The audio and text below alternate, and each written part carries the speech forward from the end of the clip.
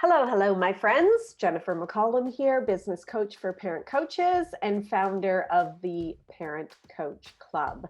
I have an incredible human with me today, Amy Stone. Hello, Amy. Hello. Thank you for having me today. I'm so excited you're here. And we were chatting before we started recording. I could talk to you forever because you are so knowledgeable around blended families. So your niche is supporting blended families, taking them from chaos to calm.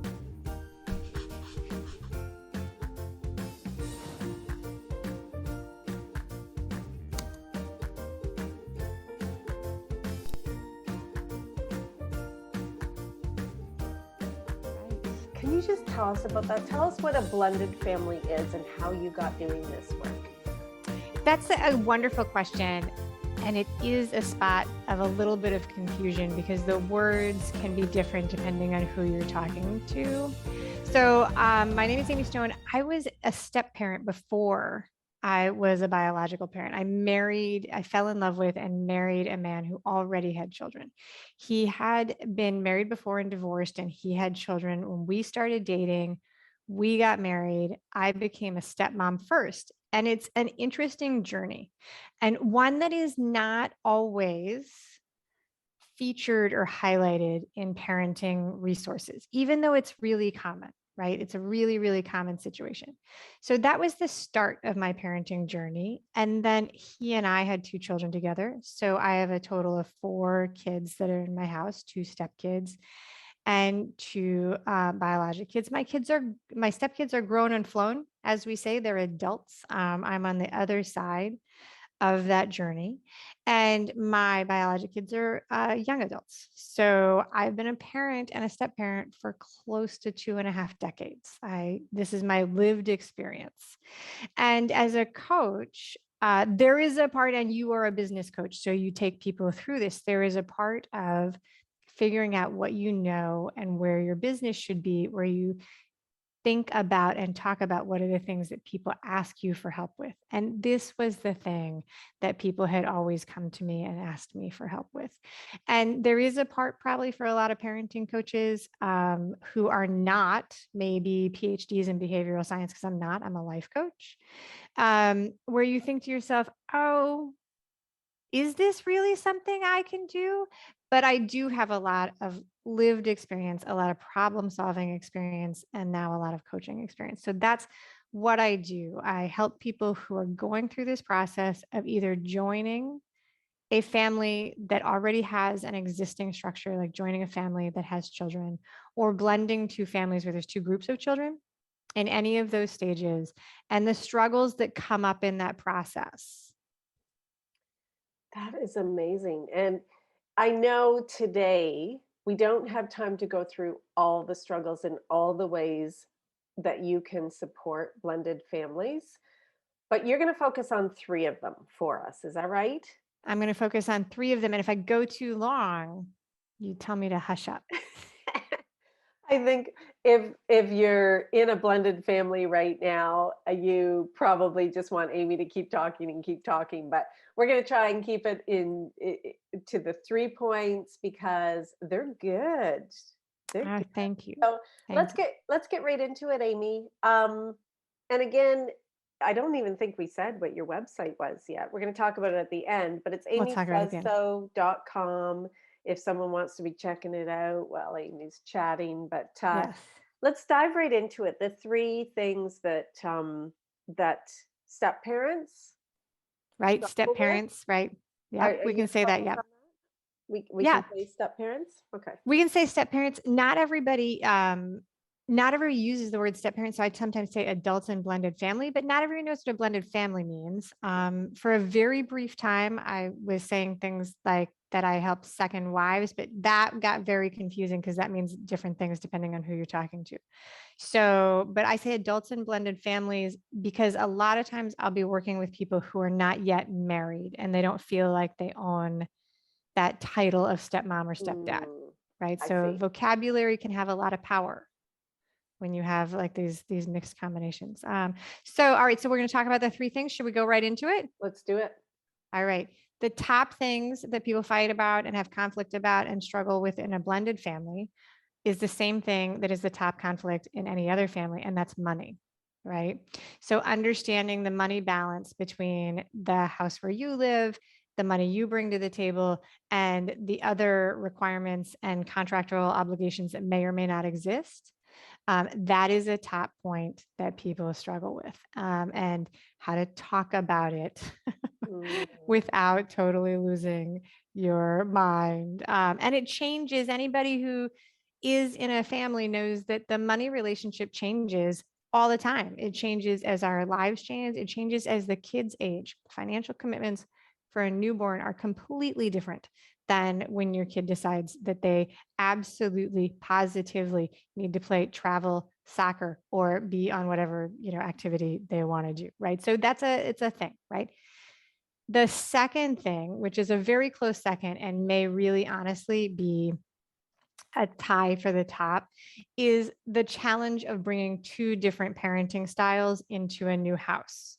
And this is something that every family has, right? So if you were to look at a traditional family where there's no blend, you'll find that the parents will squabble about this. One parent will say, "Hey, I just told him he can't have any more dessert, and you let him have a second serving." That's a blend of parenting styles. And in a blended family where you may have history from a different house or another leadership person, like another caregiver, a grandmother, an aunt, a mother, anything, then there's confusion there. What's my role and who's in charge and how are we going to navigate it? So what that looks like is very frequently, how do I get my stepkids to listen to me? Like, why am I yelling at my stepkids? Why is no one listening to me? Why is no one picking up their shoes? Why is it like this? Why is it like this in the house? And how do I make it better? Right. And I love that, Amy. If I could stop you before you go on to the Yes. third, because I just want to comment about both that, like the parenting style and the money and how money is managed. Both of those points are Yes. like difficult enough in any family, and then you come at it from, here's what I know in the past, and I've had control of this. Maybe they were Yes. both single parents Yes. coming together. They were the only ones making the decisions. So how do you help them through that then with your coaching? Is it a lot of communication A skills? lot of communication. Mhm. A lot of communication, a lot of, and you're a coach, and so this won't surprise you, a lot of work on identifying what is important to you as a person before you start a conversation. And so when we come in, so it's exactly like you're saying. So in those, if you've been married, if you've been in a relationship, even if you haven't been married, if you've ever had a roommate, right? We know that that first time where we move in with somebody where we're sharing a living space, it's confusing. Who buys the toilet paper? Who refills the milk? If you finish the soda, do you have to replace it? Those are the same small issues that get magnified when you have more years of habit building, right? More or less money. When you have a change where somebody is in a caregiving role that may not be bringing money to the table. And so, it's identifying the roles that how you want to design your house, your family, right? Like let's be clear on it, because you've got maybe assumptions coming together. So if you've got like an 18-year-old who's not in a family and they move in with roommates, right? They're like, "Hey, my mom used to buy the toilet paper. It's not my job," right? Well, that same issue can show up in a blended family. If you've got a person in the family who's like, "Oh, well, that's your job," but you don't know it's your job. Why is it your job? You never volunteered for it. So it's identifying the roles, establishing communication patterns to set it up so that everybody's on the same page and knows what they're expected and what they choose to do, and also gets a chance to say what they don't want to do.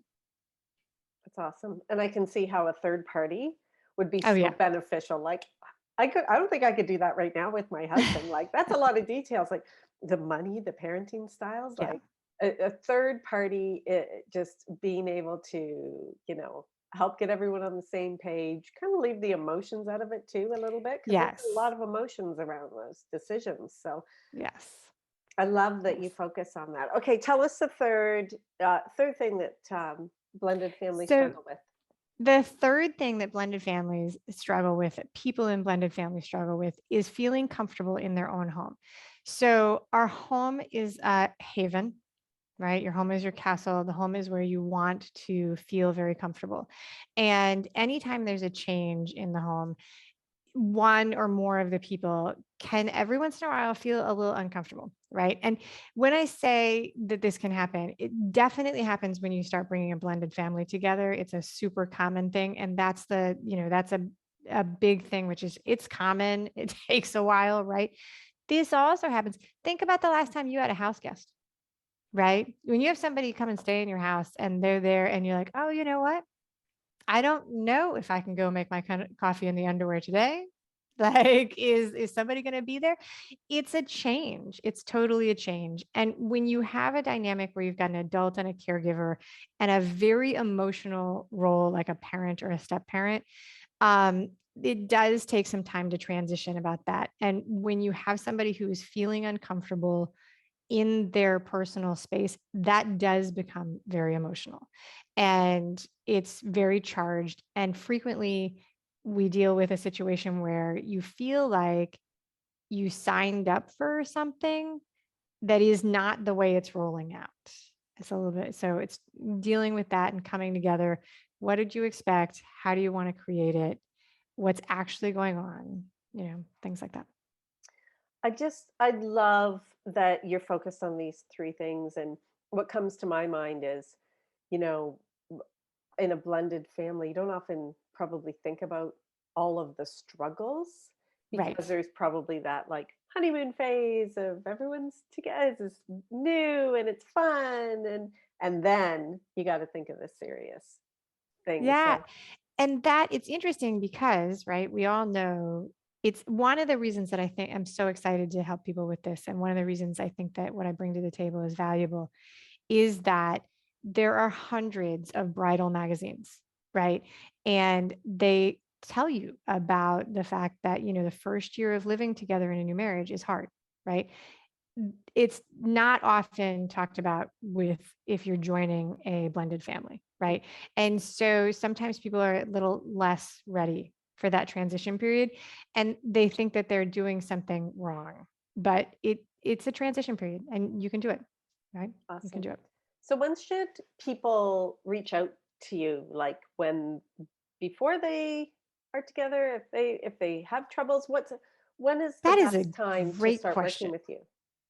That is a great question. I would say that it totally depends on where you are. It's impossible. It's not helpful to say you should reach out before if you don't know that you need help, right? So whenever you find that you're in a situation where you have questions and you're not sure who to ask, that's when the right time is. Mm. Is what I will say. It's often that some people will work with a marriage counselor before they get married, right? That's like a good thing to do. But even if you do that, you might end up in a situation shortly after where you're like, all of these things are happening and I don't know how to process it. And that's a perfect time Mhm. to reach out. So that's a non-answer answer, but that's what I got. Yeah, that's awesome. And I guess you can't predict like when you're going to need Right. support, but even just knowing those three things are common struggles. So when you get Yes. into a blended family and you start having, heated discussions about money or the parenting styles or just how comfortable you feel in your home, like That's right. this is normal and Amy can help. So Right. I love that, like we're just putting it out there in the world. I don't have another parent coach that really focuses on supporting blended families, step parents, like through these things. So it's wonderful that you are out there supporting them through it. Yeah. And what I like to do in so to like recap those three things again, it was money, parenting styles, and feeling comfortable in your house. Yes. So you're not alone. These are You're common. not alone. What These I are common. These are common. A lot of people go through them. Absolutely. what I like to do is leave everyone with a one action step or one Okay. thing to think about. If they don't remember anything else except reach out to you for support, what do you want to leave them with? So the thing I'll share is that you want to keep in mind that you are definitely enough. And I'll share with you the best relationship that I got, this relationship advice that I got, which I was young and not in a personal, long-term, permanent relationship, which was from a coworker. And she said that relationships that last, people who are in those relationships get up every day and they're committed to working on those relationships. And that doesn't mean that every relationship lasts forever. They don't. That's the reality of the situation. But those that do last, however long they last, the people in them are working on them every day. And that is a mindset that I like to take into both my personal relationships and my coaching philosophies. That is awesome. So that leads us to, how can you work with people? Like, do you have Okay. one-to-one group? Tell us about how people can work with you. So I do one-to-one coaching. The topics that I talk about are pretty individual Mhm. and private. So I do one-to-one coaching. I invite you to reach out to my website. I named my company Amy Says So, which is a twist on the old parenting thing that mothers say, that mothers are supposed to say or used to say, or whatever the legend that they say, why do I have to do this? Because I say so. And it's a little bit, it sounds a little bit bossy. It's a little funny if you know me, because I never actually say that, but anyway, so Amy Says So, that's my website. You can visit there and see the things that I offer. And then I do also, if you want to stalk me a little bit and see what I'm like as a coach, you are welcome to do that. I offer a free Facebook group, and Jen will provide the link here, and you can join. And I try and do some interactive free coaching pretty often, and you can see what my style is, and also some of the issues that come to the table for other blended families. And that will be nice and reassuring that it happens to all of us and we make it through it With support with from support. Amy, because Amy That's right. says so. And because I say so, that's right. Love that. Okay, it's amysaysso.com. And I'm going to put the links below so you can find Amy. And Amy, thank you so much for being here. I know there's going to be someone that's listening going, I'm not alone. And there is help. Yep, You'll I'm get here through it with the coach. Happy to help. From Amy. All right. Thanks for being here, Amy. Thank you for having me, Jen. Take care.